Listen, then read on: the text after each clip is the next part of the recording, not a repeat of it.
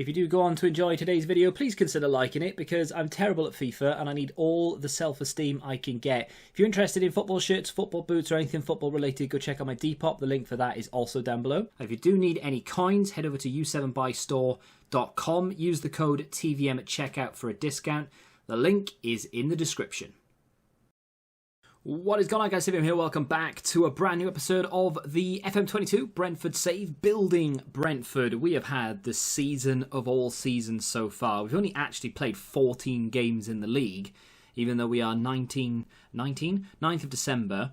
Reason being, I think, is down to the amount of European football we've been playing. We are still in... Oh, no, we're not. We're out of the Carabao because we lost to Leeds because I took it a little bit too lightly. They didn't. But... in terms of the league itself, which is, or was, and still is, the main focus of my season, we are doing particularly well. Where we last left this save, I believe we'd beaten Leeds 1-0, and then we drew against Hibs, which was obviously not the result we wanted, especially how we beat them 6-0 at home, like a week before, which is just mad. Or maybe not a week before, 2 weeks before. Either way, the fact that we beat them 6-0 and then we couldn't put more than one past them and we conceded, crazy. The run since then has been pretty damn good. Drop points here or there. Well, I say here or there. We dropped points against Chelsea, which is a team you'd kind of expect us to drop points against. We were the home side, unfortunately. Yeah, they were a little bit fortunate, if I'm honest. Yes, they went a goal up, but we played all right. It wasn't an amazing game. They weren't particularly very good. They did get the early goal. We had a couple of chances we could have scored. We didn't. We beat Watford 1-0. We beat Ghent 3-1. We went a goal down, but then completely took control. It's my fault. My fault, I think, we went a goal down. I wanted to play Maitland-Niles instead of Talismagno. Move Talismagno down into the CDM spot, switch Maitland-Niles in this so he could play CDM because he's capable of doing that because I wanted Dest on the right. It was a bit of a rotation thing because Genk in the report had a few injuries. There was a suspension, I think, so they weren't at their strongest. So I thought I'll rest a lot of players and I'll try and change the system a little bit. It didn't register me putting Maitland-Niles in, so Talismagno played CDM for 35 minutes and I didn't realise. As soon as I switched it, we then took control and we started playing well. We beat Stoke 4-0. We've just come off the back of beating Reading 2-0. And now we go into a very tough Christmas period, really. We play Manchester City, who are not the team this season that they have been in previous. They are currently 8th. They are not doing very well at all. We'll look at the league in a second. We then play Inter. This game's quite important. We need a point in this game if we are to finish top of the group. If we don't lose, essentially, we are fine. We are top of the group. We should, touch wood in theory, get an easier draw in the knockouts. It doesn't always work that way, but you never know. So then we play Spurs, Newcastle, Liverpool. It's not an easy December. We've had a very comfortable start to December, but it's not an easy end or middle. In terms of the league itself, we are currently 5th. Should we have a look at a full league table? We never do this. So, yeah, currently 5th. We are level on points with Leicester, although we do have a game in hand. We obviously have to play Spurs at some point in the next month. They are 2 points ahead of us. Arsenal's run of form has been very, very good of late. We don't play them anytime soon, but it is a little bit weird to see Arsenal that high and doing that well. Normally they struggle for a good few seasons before they start to really pick it up in FM, but they've started a lot sooner than they normally do. And of course the usual suspects at the top, Liverpool, Man United. Look at Man City though, our next opponents, 14 games, only 22 points. They are currently 9 points adrift of us. They've lost their last 3 games against Burnley 5-0. Oh no, wait, they beat Burnley 5-0, sorry. It's always reverse order. So they beat Burnley 5-0, then they got a point against Newcastle, then they lost 3-2 to West Ham, they lost to Leicester 2-0, they've just lost to Crystal Palace, who are in 11th, and now they play us. Like, no doubt the Manchester City will turn up, but the 2 games, see, Arsenal have just beaten Ivan Toney. He is doing things. He's only played twice this season, probably through injury, but he has scored 2 in 2. He's got 6 in 6 in all competitions. Last season he did okay as well.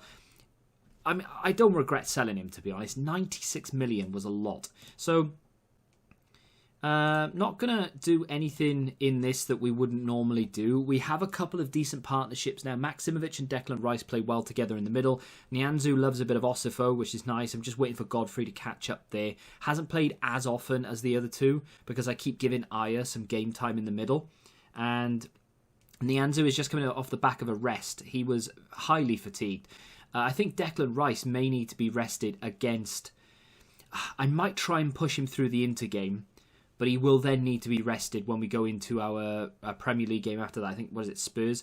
He's not looking particularly well. I'm tempted to go positive, but I think I'm going to switch it to balanced, and we'll go from there. I've already set this up, apart from the balanced side of things. So that's how we're going to play against Manchester City. A little bit of fatigue issues here or there. Should be okay, though. Let's get into the setup. The Manchester City team that we will be up against today, Ferland Mendy has now signed for Man City because they can't get enough of wrongdoing Mendy's. Valverde now plays for Manchester City. Their £100 million signing, Jack Grealish, is in the lineup today. He wasn't the last time we played them. A player who was, though, Rodri. Rodri scored 2 screamers against us last time we played them last season. So I'm looking to maybe not have him do that today. To be fair, their starting 11 looks particularly strong. I don't know who Sebastian Vegas is, but apart from him, everyone there looks strong. The bench, though, not so much. The bench is actually horrific. Laporte is... I'm not the only player I recognise, obviously. I know who Zacharian is. I know who Cole Palmer is. I'm pretty sure that Filip Stefanovic...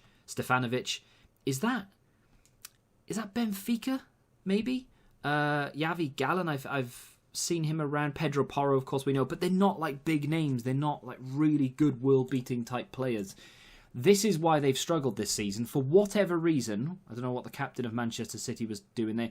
For whatever reason, they have not got a very good bench. Their depth this season looks a little bit lacklustre. So if we can just see this into the second half and not go behind, until then at least, when they start bringing on their subs, we will have a massive advantage. Onuachu is in, through, and nodded one inside of 2 minutes. Like I said, this is not the Man City side we are used to seeing at all. We are 1-0 up inside of the opening 2 minutes, which is always nice. Maximovic has really come on leaps and bounds in the last couple of games. He's actually my preferred central midfield player now over Pessina. Pessina's a little bit dodgy. He doesn't have the consistency I'd like him to have.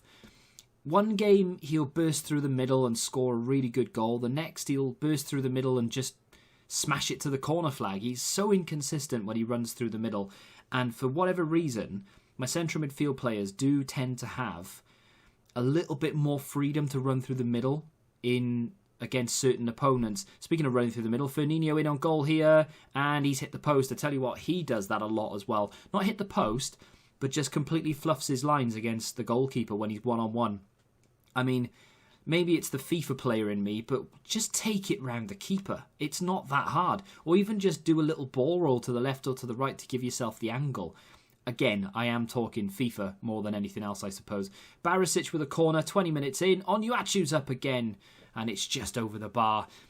We do seem to be having more of the... Well, maybe not more of the ball in terms of possession, but we do seem to have more of the chances. It would be nice here if we can make it 2-0 before the break and going at 2-0 as well. That would be very nice. Free kick on the edge. It's going to be Barisic. He has been known, and there it is, 2-0. If we can not concede now until half-time, I will be very confident of going out in that second half and just applying a little bit more pressure. When they bring their subs on, I have no doubt that our subs will be better than theirs and our fresh legs will be better than theirs. So this is going well. Actually, a lot better than I thought it was going to go. Normally, when a team like Manchester City has a very bad season, when you play against them, you just play against the normal Man City. Osifo up and he's hit the post. It's twice we've hit the woodwork now. But you'll go into a game against a team who are not performing particularly well, and all of a sudden they'll turn their season around against you. It's always the case, every single time I do it. But on this occasion, it does look as though we are playing against the 8th place Man City that everyone else has been getting the run against. Cole Palmer's on for Gabriel Jesus. Well. That's a very early substitution for Manchester City. I'd love to know the situation, whether they've been hit by some sort of financial fair play or whether the board has, pulled the financing or something. I don't know what's happened there, but they just don't have the depth. So, Rafinha to come on for Onuachu. It's not a bad sub to make. And I'm tempted, to just bring off Tales Magno because we do have Inter next. But then Tales Magno's not going to start against Inter, thinking about it. So realistically, do I want to try and save... Let me bring Stanisic on for Osifo because he's looking a little bit fatigued. I'd like to play Osifo against Inter. Another player I'd like to play against Inter is Barisic. Should I make my 3 subs right now? It's dangerous, but I think I'm going to. I'm going to take Barisic off and I'm going to play Bastoni. And that's the way I'm going to do it. Maybe I should have taken off an attacker, but we don't need to beat Inter. We just need to get a result. A point. A 0-0 draw. We just need to keep it boring. Rafinha with a corner. In towards Nianzou. Good save from Edison. Was straight at him, I think. But it is what it is. We don't have that long now. If we can just keep it tight. I was going to praise the boys, but because they've got an attack. Ball over to Palmer, who's hit it against the goalkeeper. Let's praise them. They should seem to receive that well. They have. Stefanovic, I keep going to call him something completely different, with a corner. Firmino has been knocked over. They have got fatigue issues everywhere. And 12 minutes from time is Ferran. Torres to João Cancelo with a cross. Palmer's there, but we get it clear as far as Valverde. And that is off the bar. They've started to just play a little bit more now. Whether we should maybe drop back, play a little bit more cautious. There's only so much I could do, though, because I can't really play. I don't know. I can't. I mean, I suppose I could maybe move Mbabu back. Maybe move Bastoni back. Pull Rafinha down to right mid. Maybe move Magno over. Maybe move Magno over to the right. Move him over there. It's not quite a 4-4-2 because obviously Tales Magno can't play right mid. But if I make him an inverted support, he will then come back a little bit more. These don't need to be wide centre-backs anymore. They can just be ball-playing defenders so that we can retain a little bit... That's no nonsense. We can retain a little bit more of the ball that way. Wide midfielder, automatic maybe. Now, we'll just put him on a winger support.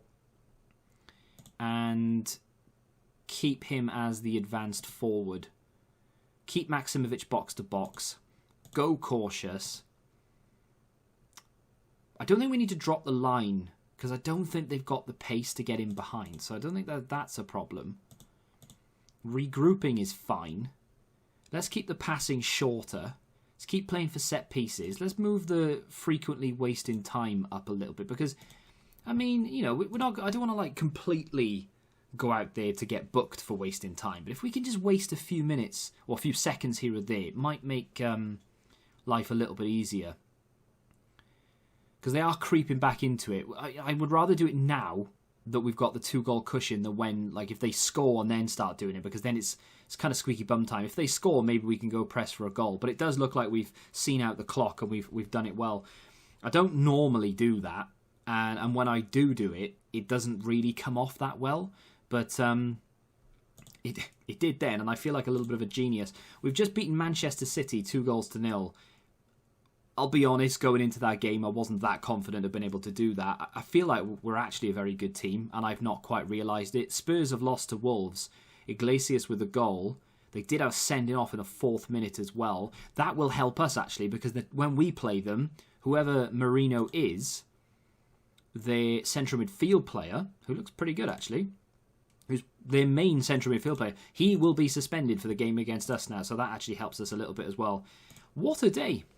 Well, I'm going to go for a little bit more of a defensive approach to this one. I'm not going to say, all 3 centre-backs stay back and do that. We still need to retain a little bit of familiarity with what we're doing. But instead of playing Tales Magno as a central attacking midfield player, I've put Jorginho in at midfield. Declan Rice will move down into this holding role here. The defenders will be on exactly the same as what they were before, with Mbabu and Barisic been given free roam to overlap. That's fine. I've moved Rafinha and Nino round. So what I'll do is have Rafinha as an advanced forward because he's far more capable of playing in that position than he is anyone else. But then again, if I do that and I put him down to a false 9, that's what I'm going to do. I was going to have Nino as a deep line forward, but I think what we'll do is we'll have Rafinha as a false 9. He'll drop a little bit deeper, linking Maksimovic to Nino essentially, and then we'll hope to feed balls through to the striker that way. Not really going to touch much in the way of the mentality. I'm tempted to go balanced rather than cautious. I think we're just going to go balanced. We are in Milan's back garden here. The big news, unfortunately, is Onuachu is injured for 3 weeks. So that's something. And yeah, we'll go from there, really. Adeyemi isn't quite fit to come back yet. Really frustrating as well because he's such a good player. And he started playing quite well in the... What was it? In this competition, in the Europa League. The problem I've had with him this season is he's not really been given the run. The reason he hasn't been given the run is because he's always got a little knock here or there. Every time he plays, he's always coming back from an injury. He's not actually starting fully fit. So I think he's probably started one game all season where I've expected him to go on and do something. But obviously, we just have to overcome that injury thing that he has. The team that Inter will play, I would imagine, is going to be a strong side here. And absolutely no surprise to anyone watching, it is the strongest side they could muster.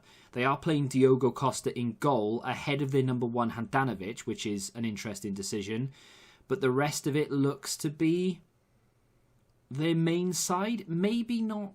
I mean, is Bastoni better than De Vrij this sort of time around? Probably. I think in real life, Bastoni's playing really well for Inter.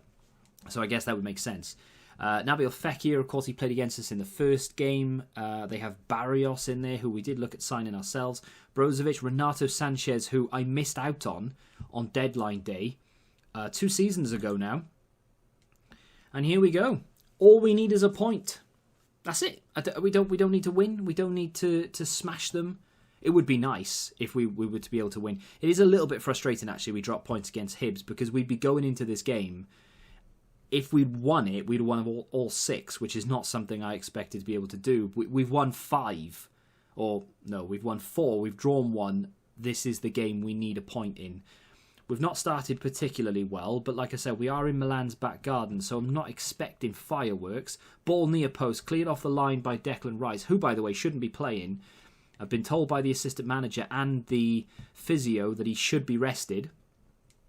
So, naturally, I've started him. Dumfries has intercepted, nodded it down to Fekir. Here's Barrios. They're going to start building from the back. If we do go a goal down, we're going to have to throw caution to the wind a little bit, I think, and try. There's a little bit ambitious on his weak foot, Nabil Fekir. I think, yeah, if we go a goal down, regardless of the timing of it, I will throw caution to the wind and play as if we were playing to win the game. I'm not playing to win the game right now. We're playing to just try and shut them out. And I may have mentioned it a couple of times, just get a draw. Declan Rice, knocking it around quite well. There's Firmino. Can he play it through the middle? No, he can't. And Babu goes out wide.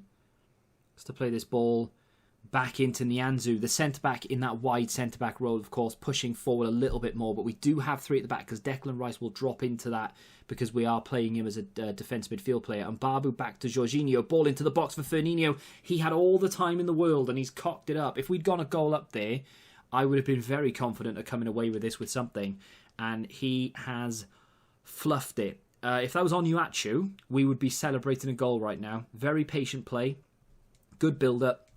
Firmino not as good in the air as Onuachu. To be fair, Firmino is playing in the position Firmino would be playing in, so if Onuachu was on the pitch, chances are it would have gone to Firmino anyway. If things stay as they are, we are top of the group. I mean, it's not the end of the world if we do finish second of the group. We're still through. I just want that chance, or percentage chance at least, of a better draw. It looks like Nabil Fekir is about to come off and Sensi is about to come on, as is Brozovic for Eriksson. I don't really want to change things because it's going the way I want it to go. But life means that you have to, because players are starting to fall down by the wayside. Barisic, I mean, to be fair, apart from Jorginho and Nianzou, no one is playing particularly well. But it's good enough. It is good enough at the moment. It's working. I can't believe the system I actually put out here is actually working. I think we'll bring on Pacina for Maksimovic. I'm not a massive fan of doing that because I don't trust Pacina anywhere near as much as I probably should. But needs must. And I'm thinking Dest for Mbabu. Or do I care? I don't care about Mbabu. I'm just looking at their fitness more than anything. And I'm thinking who needs to come off. Because Barisic and Mbabu are really pushing themselves. But for now, I think I might leave that for another 5 minutes. This is another reason why. Because if they score here, we have to change everything. That wasn't even close. Not even remotely close. There was just a highlight because we haven't had one all second half. Okay, right. We'll see what happens in this highlight and then we'll make a change. We're either going to go even more defensive for the final 10-15 minutes or or we're going to go for it. We are going to be really, really defensive now. So, I can't believe that's just happened. We're going to switch these into ball playing. So, again, we can hold the ball. They won't be running forward like they were. I genuinely cannot believe they've just given us the ball like that. We're going to take off Firmino for Bastoni and drop him into the midfield. Move Rafinha over to be the only striker in a false nine. And do I just want him on central mid? Or maybe ball winner. Ball winner defend. And we'll move him over. So now Bastoni can be the defending central midfield player, but Jorginho is now the ball winning defender. And I have one more sub. What do we want to do with it? Barisic for some fresh legs on that left-hand side, maybe? It's going to have to be Maitland-Niles if that is the case. Let's give Maitland-Niles a run out for Barisic. I don't care about Mbabu because we've got far too many, or not far too many, but we've got a lot of... We'll go defensive, actually. We have a lot of right wing-back cover. So, not too bothered by that. We'll time waste frequently. Let's dribble less. Try and just knock it around a little bit. Retain possession. And again, we'll keep the line as is. They haven't really been breaking up and over the top or anything. And we'll just go from there. Play it. And when I get to shout at my team, we'll praise them as well for being 1-0 up. But that should see us through. Even if we concede, we're fine. Can't believe we're actually going to do this. I'm obviously speaking far too soon here. But that from De Vries is criminally... that is career suicide, really. He's given the ball to the striker. Why would you... mad. Praise. You're doing really well. You're 1-0 up. No one seems to be that bothered by it. I can't believe we've gone to Inter, shut up shop, and actually managed to beat them. Crazy. Absolutely mad. I cannot get over how good this team is. The thing that has shocked me more than anything is that we've managed to beat Inter twice. I honestly didn't think that was possible. Now looking at that group, the fact that we dropped points against Hibs has actually really annoyed me because we could have gone through that group with 6 wins from 6, but it doesn't matter. We finished 4 points clear at the top, which is unreal. I'm not sure how long we're going to have to wait for the draw for the knockouts. Realistically, it should be within the next 2 days, I think. Can we see? It is. It's not in 2 days. It's 4 days. I was close. It's going to be after the Spurs game. So in the next episode, we're going to obviously see who we'll have. I don't think the knockouts then play until February. So we're likely to come back before that. We'll have to go and have a look. But that's just crazy. We have been given a draw. We've been given our draw for the FA Cup. I don't know what it is, but we never seem to get a comfortable draw in any competition. Okay, the Europa League group was actually quite favourable apart from Inter, which turned out to be quite straightforward in the end. But we were knocked out of the Carabao by Leeds, who, okay, they're not actually doing that well this season. They're down in 14th. We should have beaten them. But last season, they finished higher than we did. They were 5th.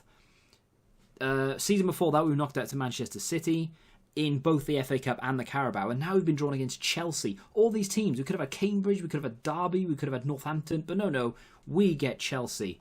Shocking stuff. Very, very pleased with the way that this episode has gone. I literally couldn't have done it any better.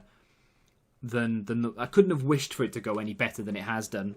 What looked like a very difficult December has turned into, hey, guess what? You haven't conceded in 4 games. That is unreal. Next up is Spurs. And then, of course, Newcastle, who Diego Simeone has just taken charge of, which is crazy. And then, of course, Liverpool, the big one, just before Christmas. And I say the big one because this is, I think, apart from Man City, who are in a bit of an indifferent bit of form, Liverpool is the first team we're going to play this season, which, or maybe I would beat Arsenal, to be fair. Arsenal have only lost 1 game this season, I think, and that was against us. Yeah, they've only lost, no, that's draw. How many games have Arsenal lost this season? They've lost 3, so they lost to Leicester, Man United and us. Okay, but Liverpool, they're at the top of the tree. If we can get a result against Liverpool, and I know this is like really stupid to say after only 15 games, there's a complete collapse on the horizon, I'm sure. But if we can beat them, there's no reason why we can't go and challenge for the title, surely. So long as we remain fit. If we can beat Liverpool, we've already beaten Arsenal, we've beaten Man City. Obviously, it depends what happens against Spurs, but why can't we go for the Why can't we go for the title? We're inside the top 4 comfortably at the moment. Like, we deserve to be there. I'm looking forward to the rest of the season. It's taken 3 seasons to get to a point where I'm actually thinking, right, we can start challenging for a few things now. And this is where Football Manager comes into its own. Very excited to see what happens in the next episode. When we come back, depends on how the season goes, really, but I think what will happen, and it depends on how much time I have to play up until that point, but the middle of January looks decent because, of course, there is going to be some interest in some of our players because they are playing out of their skin. There may be some transfers. I'm hoping not, but there may be some that we can't stop. And we may come back for Leicester and Wolves because, obviously, that's going to be quite an important time in the league, depending on what happens here. But that's going to do it for today. If you have enjoyed it, hit the like button, subscribe to the channel, and until the next time, goodbye.